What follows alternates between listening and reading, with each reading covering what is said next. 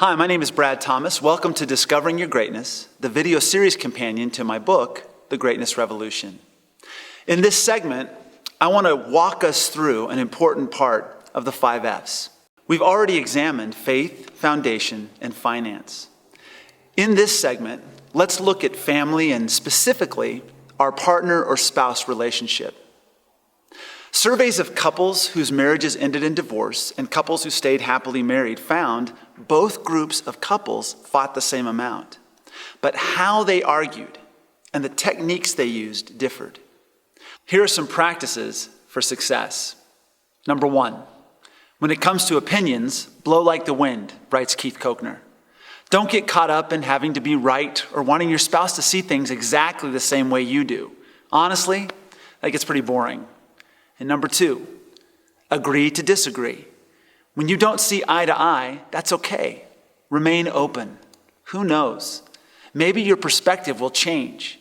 If the disagreements center on questions of morality, you may want to seek counseling because being on the same page in values bodes well for raising children and having a successful relationship. Number 3, don't go hysterical. Yelling and screaming at someone you love never produces permanent desired results. They may stop their behavior for a time because of fear, but hysterical behavior does not make lasting change. It is simply a bandage on a wound that needs to be cleaned out and disinfected. A polite, calm, and honest tone of voice lends your perspective credibility and influences your spouse or partner to listen to your heartfelt concerns. Number 4, don't go historical. Bringing up behaviors from several years ago, even if they fit the same pattern, is a surefire way to sabotage the present discussion on the problem facing you currently. Solve the problem at hand and find a different time to address past events. If an unhealthy pattern of behavior exists, counseling may be a good course of action, but historical items usually need a mediator. And by the way, that mediator should not be your kids, friends, or relatives. That's called triangulation and breeds an unhealthy household. Get an impartial, trained counselor for mediation. Number 5, play the 2-minute game. When a conflict arises, use a protocol where each person gets 2 minutes to speak and the other person must listen with no interruptions. Between rounds, wait at least 10 seconds before the next person begins to speak. This ensures 2 things. One person cannot monopolize the conversation, and the 10-second delay helps each person to listen more attentively because he or she is not thinking of how to respond while the other is speaking. This makes the conversation more centered on being successful and less on winning or being right. Number 6, use I statements. When working through difficulties, avoid you statements. For example, you don't care what I say. Instead, I feel like you don't listen to what I say. Use what I hear you saying statements. For example, what I hear you saying is that when I do that, you feel like I'm not listening. We cannot control anyone but ourselves, and that is why I statements serve us so well. We can say how the other person's behavior affects us, and it shows our spouse his or her behavior has impacted us negatively without an accusatory or judgmental tone. It also keeps us honest. Number 7, avoid vulgarities. Conversation peppered with name-calling or 4-lettered expletives will not serve the relationship ever. If you have children, this models an unhealthy relationship they may adopt from your example. And number 8, forgive. Extend forgiveness to one another, realizing that most people are people of goodwill. Your spouse or partner loves you, but for whatever reason, probably rooted in hurt, he or she has said or done some misguided things.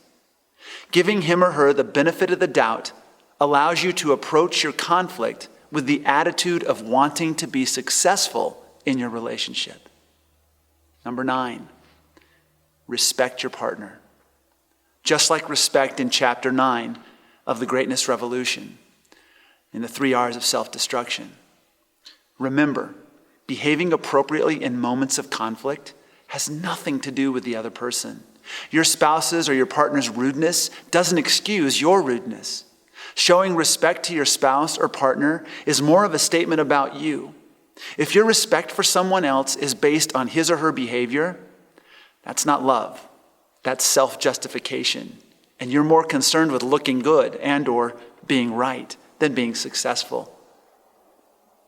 Mind how you treat your partner. Make no mistake.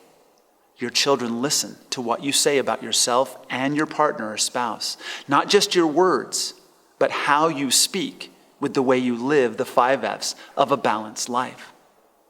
You teach in every moment.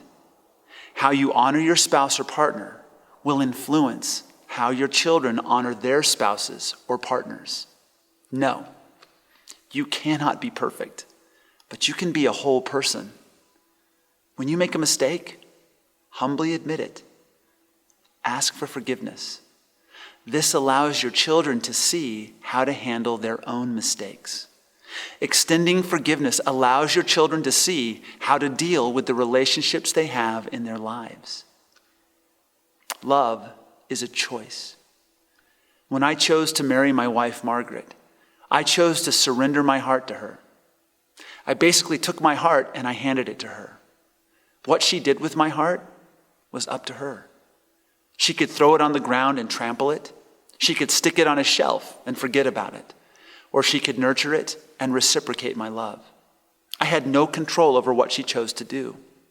I chose to give my heart freely and give my life to help Margaret live her dreams. I've not always been perfect in this regard, which Margaret would openly tell you is the case, but she knows my intention.